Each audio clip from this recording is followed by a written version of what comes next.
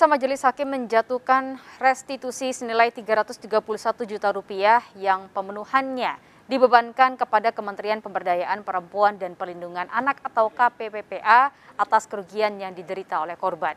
Kita segera bergabung bersama dengan Deputi Bidang Perlindungan Khusus Anak Kementerian Pemberdayaan Perempuan dan Perlindungan Anak, Bapak Nahar. Selamat siang Pak Nahar, salam sehat selalu Pak. Mbak Lady, Baik, sehat semua. Ya. Baik, Pak Nahar, terkait dengan restitusi yang dibebankan kepada Kementerian Pemberdayaan Perempuan dan Perlindungan Anak, mekanismenya nanti akan seperti apa, Pak Nahar? Iya, ini putusan pertama yang memberikan mandat ke Kementerian Pemberdayaan Perempuan dan Perlindungan Anak. Tapi kami akan coba jelaskan tentang bahwa selama ini sebetulnya proses pelaksanaan restitusi itu sudah ada peraturan perundang-undangan tersendiri.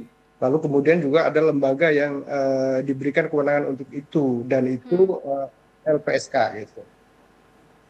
Baik, pertimbangan hakim tidak memberikan hukuman kebiri kimia karena berdasarkan pasal 67 KUHP, hukuman kebiri kimia tidak diberikan jika terpidana divonis hukuman mati atau penjara seumur hidup. Lalu bagaimana dengan kelanjutan PP nomor 70 tahun 2020 Pak tentang tata cara pelaksanaan tindakan kebiri kimia? Nah, untuk kebiri kimia ini memang kami pelajari dan ikuti kemarin pada saat persidangan itu bahwa kemungkinan adalah kenapa misalnya kebiri kimia itu tidak diberikan oleh hakim karena kemungkinan tidak masuk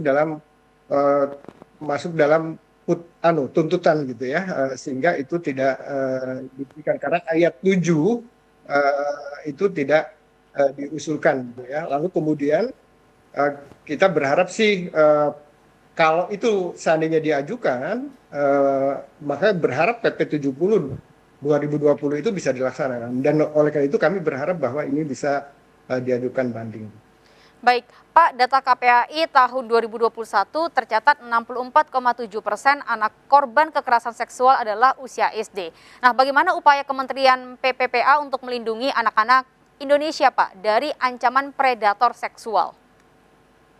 Iya, tentu harus menggunakan beberapa upaya ya. Upaya pertama adalah seperti yang sudah diingatkan oleh Pak Presiden tanggal 9 Januari 2020 bahwa upaya pencegahan itu harus dilakukan secara maksimal, sehingga upaya-upaya itu yang terus kami lakukan, baik dari mendorong tersedianya forum-forum anak, lalu kemudian meningkatkan peran keluarga dan upaya-upaya lain yang berbasis masyarakat itu terus kami lakukan. Terus kemudian yang kedua juga upaya menyediakan layanan-layanan yang dibutuhkan bagi korban kekerasan, yaitu termasuk kekerasan seksual.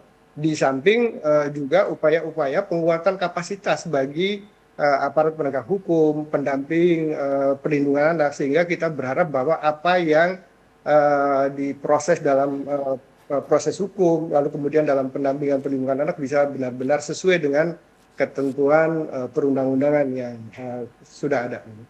Baik, terima kasih Pak Nahar, Deputi Bidang Perlindungan Khusus Anak Kementerian PPPA. Semoga sehat selalu Pak dan selamat melanjutkan aktivitas kembali.